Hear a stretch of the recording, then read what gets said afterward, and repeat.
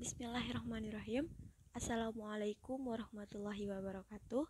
Perkenalkan, nama saya Mia Seprilia Putri, NIM 1901030009 dari kelas 5A. Baiklah, di sini kita akan membahas tentang fungsi, tujuan, kedudukan, prosedur, dan ruang lingkup evaluasi. Yang pertama yaitu fungsi evaluasi. Jadi, efisiensi dan efektivitas suatu kegiatan belajar mengajar akan terwujud jika terlebih dahulu dilakukan evaluasi terhadap rencana dari suatu kegiatan tersebut. Peranan evaluasi begitu hakiki pada KBM. Informasi yang bisa dikumpulkan oleh guru dalam memahami karakter siswa, merencanakan pengalaman belajar bagi siswa, dan merumuskan tujuan instruksional didasari oleh informasi yang akurat, relevan, dan komprehensif. Evaluasi dalam pendidikan ini berfungsi untuk selektif, menentukan input atau calon siswa sebagai alat penempatan untuk mengelompokkan siswa sesuai dengan bakat dan kemampuannya.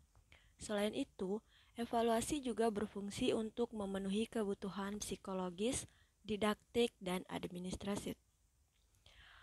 Sebagai alat seleksi, jadi fungsi dari evaluasi yang pertama tadi ini sebagai alat seleksi, di mana evaluasi dapat digunakan untuk melakukan penyaringan atau seleksi dalam penerimaan siswa baru dari suatu sekolah.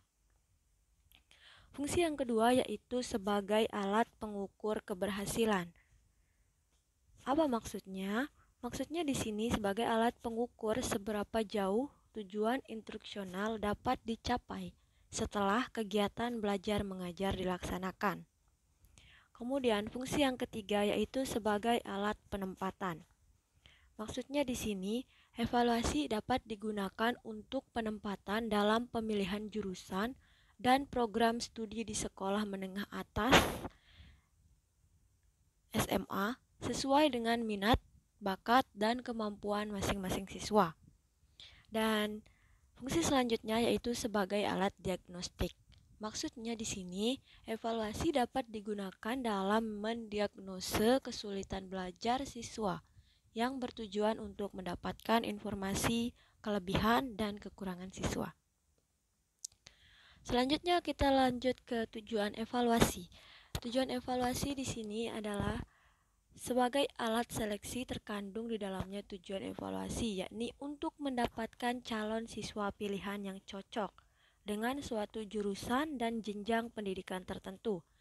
Evaluasi sebagai alat pengukur keberhasilan dan diagnostik terkandung di dalamnya tujuan evaluasi, yaitu untuk mengetahui seberapa jauh hasil pendidikan yang telah dilaksanakan. Selanjutnya, evaluasi sebagai alat penempatan atau replacement terkandung di dalamnya tujuan evaluasi, yaitu untuk menentukan pendidikan lanjutan siswa agar sesuai dengan minat, bakat, dan kemampuannya. Selanjutnya, kedudukan evaluasi. Jadi, kedudukan evaluasi sebelum KBN berlangsung dimaksudkan sebagai evaluasi yang dilakukan oleh pihak sekolah, meliputi calon siswa mengenai usia, kematangan kognitif, kondisi fisik untuk pendidikan tertentu seperti polisi, polri, tentara, kesiapan sarpras, atau bisa disimpulkan kedudukan evaluasi ini lebih daripada fungsinya sebagai alat seleksi dan penempatan.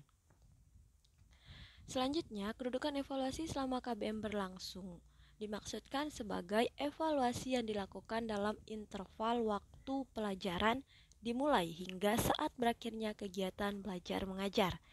Interval waktu itu dapat diartikan dalam satu pertemuan jam pelajaran matematika yang terdiri dari 2 jam dan 3 jam pelajaran.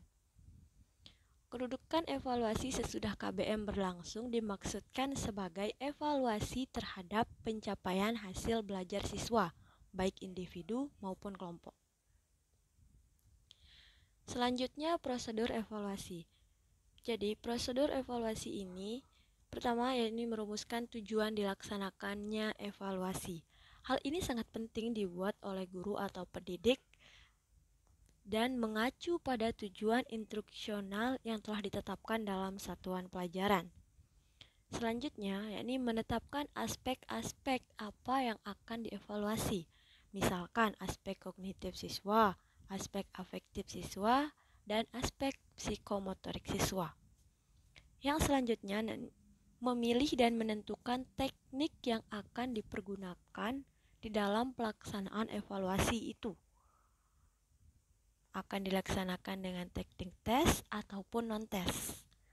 Selanjutnya, yakni menyusun alat-alat pengukur yang akan dipergunakan dalam pengukuran dan penilaian hasil belajar peserta didik, seperti butil soal tes hasil belajar. Butil soal tes harus valid dan reliable. Selanjutnya, yakni menentukan tolok ukur atau tolak ukur norma atau kriteria yang akan dijadikan pegangan atau patokan dalam memberikan interpretasi terhadap data hasil evaluasi. Dan yang terakhir, yakni menentukan frekuensi dari kegiatan evaluasi hasil belajar itu sendiri. Kegiatan evaluasi ini dapat dilakukan secara formatif atau sumatif. Tes formatif adalah tes yang diberikan di setiap akhir program satuan pelajaran. Contohnya latihan subbab materi dan bab materi dari materi tersebut untuk mengetahui sampai di mana pencapaian hasil belajar siswa atau murid dalam penguasaan bahan atau materi pelajaran yang sudah diberikan sesuai dengan tujuan instruksional khusus yang dirumuskan di dalam satuan pelajaran. Yang selanjutnya yaitu tahap pengumpulan data atau collecting, terdiri dari pemeriksaan hasil dan pemberian skor. Selanjutnya yakni tahap verifikasi data atau verification, dimulai dengan dikelompokkan menurut tinggi rendahnya, jenis kelamin, atau hal lainnya sesuai dengan tujuan pengelompokan tersebut. Kemudian yakni tahap analisis, di mana terdapat dua pilihan, yakni analisis statik atau non-statistik.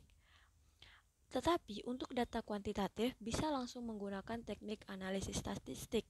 Sedangkan untuk data kualitatif apabila diolah dengan analisis statistik harus ditransformasi dulu menjadi data kuantitatif. Selanjutnya yakni tahap penafsiran atau interpretation, dimaksudkan sebagai pernyataan atau keputusan tentang hasil evaluasi. Data interpretation dilakukan atas dasar kriteria tertentu yang telah disusun secara rasional atau telah dibakukan. Oke, yang terakhir yakni ruang lingkup evaluasi. Jadi ruang lingkup evaluasi ini sangat luas. Yang pertama yaitu menyangkut objek evaluasi. Objek atau sasaran evaluasi merupakan segala sesuatu yang berkaitan dengan kegiatan atau proses pengajaran matematika yang dijadikan titik pusat perhatian atau pengamatan untuk memperoleh informasi tentang kegiatan atau proses pembelajaran matematika tersebut. Ciri-ciri evaluasi yang dilaksanakan dalam mengukur keberhasilan peserta didik itu, pengukurannya dilakukan secara tidak langsung. Ya, jadi yang pertama tadi objek evaluasi, yang kedua itu ciri-ciri evaluasi.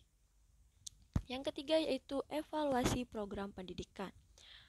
Program pendidikan adalah rencana kegiatan yang dirumuskan secara operasional dengan memperhitungkan segala faktor yang berkaitan dengan pelaksanaan dan pencapaian program dalam ruang lingkup pendidikan. Yang selanjutnya yakni evaluasi hasil belajar atau tes. Evaluasi hasil belajar dapat dilakukan pada saat kegiatan belajar mengajar berlangsung atau sesudahnya. Selama kegiatan belajar mengajar berlangsung, siswa dapat dievaluasi melalui tanya jawab lisan sambil mengarahkannya pada konsep atau materi baru. Yang selanjutnya yakni evaluasi non-hasil belajar atau non-tes. Evaluasi non-tes ini adalah evaluasi di luar evaluasi hasil belajar.